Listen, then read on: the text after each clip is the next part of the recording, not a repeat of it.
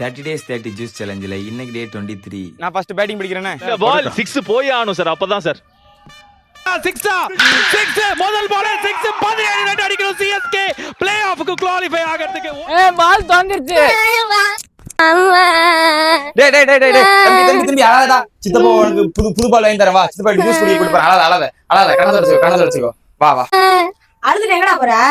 நவீன வீட்டுக்கு ஜூஸ் குடிக்க நானும் வரேன்டா.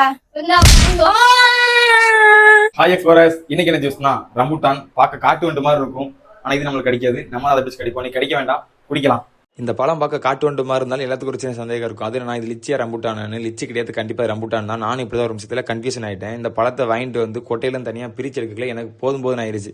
ஒரு வழி அப்படியே கஷ்டப்பட்டு நானும் பிரிச்சு எடுத்து ஜூஸ் போட்டேன். உண்மையாக ஜூஸ் சூப்பரா இருந்துச்சு. நாளைக்கு என்ன ஜூஸ் போடலாம்னு கண்டிப்பா கமெண்ட்ல சொல்லுங்க. இவங்க தான் இன்னைக்கு போட்ட ஜூஸோட ஸ்பான்சர். டாடா, நாளைக்கு பார்க்கலாம். பாய்.